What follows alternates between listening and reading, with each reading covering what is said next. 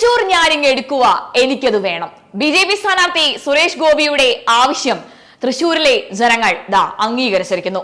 ലോക്സഭാ തെരഞ്ഞെടുപ്പിന്റെ വോട്ടെണ്ണൽ കഴിയുമ്പോൾ തൃശൂരിൽ സുരേഷ് ഗോപി 3.25 ലക്ഷത്തിലധികം, അതായത് 75,000-ത്തിലധികം വോട്ടുകൾക്ക് വെണ്ണിക്കൊടി പാറിച്ചിരിക്കുന്നു. തൃശൂർ ഞാൻ എടുത്തില്ല, അവർ എനിക്ക് തന്നു, അതെന്റെ ഹൃദയങ്ങളിൽ വന്നിരിക്കുന്നു. ഇനി അതെടുത്ത് എന്റെ തലയിൽ ഞാൻ വയ്ക്കും. ഞാൻ എന്ത് കിരീടമാണോ ലൂർദ് മാതാവിന് കൊടുത്തത്, അതുപോലൊരു കിരീടമായി തൃശൂരിനെ ഞാൻ എന്റെ തലയിൽ അങ്ങ് വയ്ക്കും. നെറ്റിപ്പട്ടം കെട്ടി തിടം പേറ്റി ഞാൻ അതിനെ കൊണ്ടു നടക്കും. വഞ്ചിക്കില്ല, ചതിക്കില്ല, പറഞ്ഞ വാക്കിൽ നിന്ന് മാറില്ല, ഉറപ്പ്. തൃശൂരിലെ യഥാർത്ഥ മതേതര പ്രജാദൈവങ്ങളെ വണങ്ങുന്നു. ട്രോളിയവരൊക്കെ സമാധാനമായി ഉറങ്ങിക്കോട്ടെ. തന്റെ ജയത്തിന് ശേഷം സുരേഷ് ഗോപി മാധ്യമങ്ങളോട് പറഞ്ഞ വാക്കുകളാണ് ഇത്. അതെ, ഇത് ജനങ്ങളെ ദൈവമായി കണ്ട SGയുടെ വിജയം തന്നെയാണ്. ഈ തൃശൂർ ഞാനിങ് എടുക്കുക, എനിക്ക് ഈ തൃശൂർ വേണം എന്ന 5 വർഷം മുൻപ് സുരേഷ് ഗോപി BJPയുടെ ലോക്സഭാ സ്ഥാനാർത്ഥിയായി തൃശൂരിൽ നടത്തിയ തീപ്പൊരി പ്രസംഗം വൈറലായിരുന്നു. 3ാം സ്ഥാനത്തായപ്പോൾ അത് ട്രോളായി മാറി. എന്നാൽ ഇന്ന് അത് യാഥാർത്ഥ്യമായി മാറിയിരിക്കുന്നു.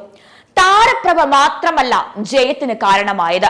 ഏത് ഗോവിന്ദൻ വന്നാലും ഇത്തവണ തൃശൂർ എടുത്തിരിക്കും എന്ന സുരേഷ് ഗോപി ആത്മവിശ്വാസം പ്രകടിപ്പിച്ചു. എങ്കിലും അത് അത്ര എളുപ്പമൊന്നുമായിരുന്നില്ല അദ്ദേഹത്തിന്. അതിലേക്ക് നയിച്ച ഒട്ടേറെ ഘടകങ്ങളുണ്ട്. 2019 തോൽവിക്ക് ശേഷം തൃശൂരിൽ തന്നെ സുരേഷ് ഗോപി നിറഞ്ഞു നിന്നു. 2021 നിയമസഭാ തെരഞ്ഞെടുപ്പിൽ സ്ഥാനാർത്ഥിയായി 3ാമതായി എത്തി. എങ്കിലും വീണ്ടും അദ്ദേഹം തന്റെ പ്രവർത്തനങ്ങൾ 10 മടങ്ങ് ശക്തിയോടെ തുടർന്നുകൊണ്ടേയിരുന്നു. ഈ ഇടപെടൽ തൃശൂരുമായി സുരേഷ് ഗോപി എന്ന താരത്തെ അടുപ്പിച്ചു. അത് ഒരു പ്രധാന ഘടകം തന്നെയാണ്. സാധാരണഗതിയിൽ ജയിച്ചുപോയ സ്ഥാനാർത്ഥി പോലും മണ്ഡലത്തിൽ തിരിഞ്ഞു നോക്കാറില്ല എന്ന് പറയുന്നിടത്താണ് തോറ്റുപോയ ഒരു സ്ഥാനാർത്ഥി 5 വർഷം മണ്ഡലത്തിൽ അങ്ങനെ നിറഞ്ഞു നിന്നത്. മണ്ഡലത്തിൽ വെറുതെ സാമൂഹിക പ്രവർത്തനങ്ങളുമായി നിൽക്കുകയല്ല, അവിടുത്തെ രാഷ്ട്രീയ കാര്യങ്ങളിലും രാഷ്ട്രീയ പ്രശ്നങ്ങളിലും സജീവമായ ഇടപെടൽ തന്നെ അദ്ദേഹം നടത്തി. കേരളത്തിൽ പൊതുവെ BJP നടത്താത്ത തരത്തിൽ ഒരു രാഷ്ട്രീയ കാര്യങ്ങളിലേക്ക് കൂടുതൽ ഊന്നൽ നൽകി ഏതാണ്ടൊരു ശക്തമായ ഒരു പ്രതിപക്ഷമായി തന്നെ അദ്ദേഹം മാറുന്ന കാഴ്ചയാണ് നാം കണ്ടത്. തീപ്പൊരി ഡയലോഗുകൾ കൊണ്ടും തന്റെ പ്രവർത്തനങ്ങൾ കൊണ്ടും ജനങ്ങളെ അദ്ദേഹം ആകർഷിച്ചു നിർത്തി.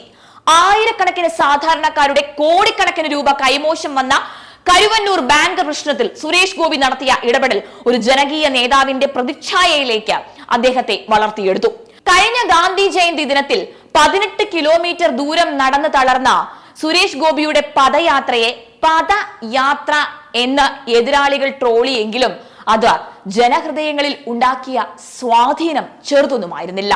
പിന്നീട് പലതവണ അക്കാര്യം ആവർത്തിക്കാനും അതിൽ നടപടി ഉണ്ടാകുമെന്ന് പ്രധാനമന്ത്രിയെ പോലെ ഒരാളെ കൊണ്ട് ഉറപ്പ് പരസ്യമായി കൊടുപ്പിക്കാനും അദ്ദേഹത്തിന് കഴിഞ്ഞു എന്നുള്ളത് വഴി ഒരു ജനകീയ നേതാവാണ്, അല്ലെങ്കിൽ ഒരു ജനകീയ നേതാവ് എന്ന നിലയിലേക്കാണ് സുരേഷ് ഗോപി അവിടെ അരക്കിട്ടുറപ്പിച്ചത്.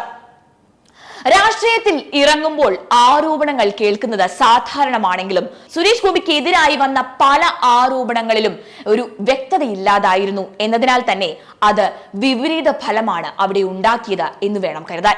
പ്രധാനമായും ഉണ്ടായ 2 ആരോപണങ്ങളിലും സുരേഷ് ഗോപി തെറ്റുകാരനല്ല എന്ന് വിശ്വസിക്കുന്നവരാണ് ഏറെയും ഉണ്ടായത്. സുരേഷ് ഗോപിയെ മോശക്കാരനാക്കാൻ വേണ്ടി വിശ്വാസം അവിടുത്തെ ഭൂരിഭാഗത്തിനും ഉണ്ടായി എന്ന ധാരണയാണ് വോട്ടെടുപ്പിൽ പ്രതിഫലിച്ചു കണ്ടതും.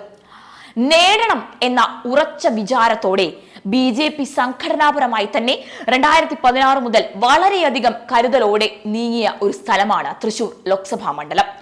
അതിന്റെ ഒരു പ്രതിഫലനം തൃശൂരിൽ കണ്ടു. അത് തന്നെ വേണം നമുക്ക് കരുതാൻ.